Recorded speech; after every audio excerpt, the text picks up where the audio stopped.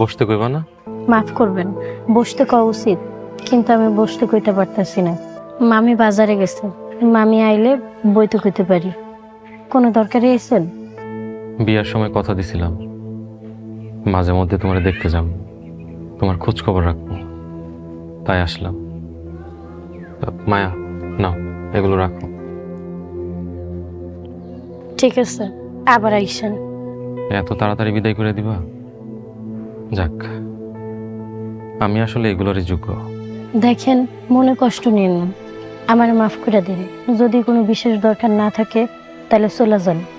আছে, একটা কথা বলার আছে। কথাটা অবশ্য আরো আগে বলা উচিত ছিল। কি কথা? কথাটা হলো, মায়া তুমি আমার মাফ করে দাও। মাফ চাইতেছেন? কিসের মাপ? কেন মাফ চাইতেছেন? আমার তো কোনো অভিযোগ নেই। জানি এটা তোমার উদারতা। মনের অজান্তে অনেক পাপ করছি, অনেক ভুল করছি। গতকাল রাতে আমার ভুল ভাঙছে। কোনো খারাপ স্বপ্ন দেখছেন? বলতে পারো খারাপ স্বপ্ন। মায়া, আমি তোমার অবিশ্বাস করছি, তোমার কষ্ট দিছি। তুমি আমার মাফ করে দিও। আসি, ভালো থেকো।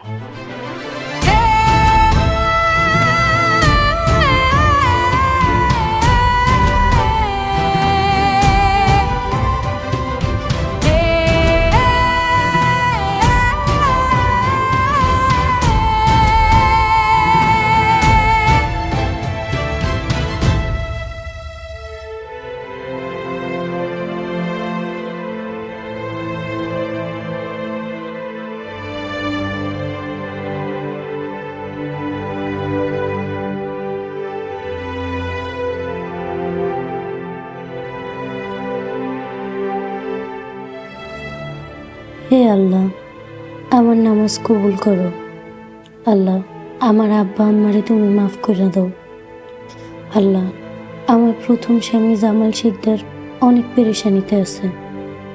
হে আল্লাহ, তুমি তার সব পেরেশানি দূর করে দাও, তার সব কষ্ট দূর করে দাও।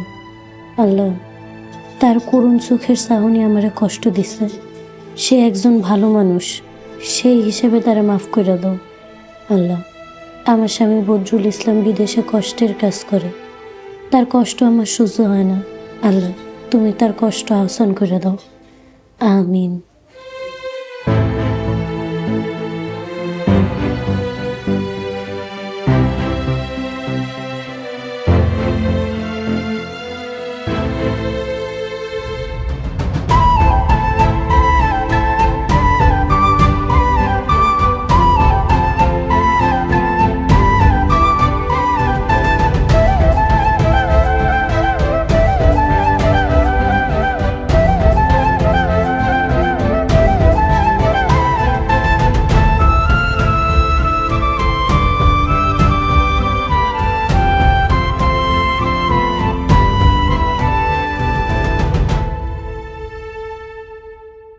হে আল্লাহ, এতদিন কাদের বিশ্বাস করলাম? যাদের নিজের চেয়ে বেশি বিশ্বাস করতাম, নিজের প্রাণের মতো ভালোবাসতাম, আজ তারা তারা আমার বুকে ছুরি মারল। সামান্য দুনিয়াদারি, অর্থ সম্পদ, এইসবের জন্য ভাই হইয়া ভাইয়ের বুকে ছুরি ধরল। অনেক বড় ভুলের মধ্যে ছিলাম মাবুদ। মনে হইতেছে আজ আমি নিঃস্ব, অসহায়। একমাত্র তুমি ছাড়া আমার কেউ নাই আল্লাহ, তুমি ছাড়া আমার কেউ নাই। আমি এক নিঃস্ব অসহায় পথের ভিখারি। আজ আমার যেন সব থাইকাও কিচ্ছু নাই, কিচ্ছু নাই, আমার কিচ্ছু নাই।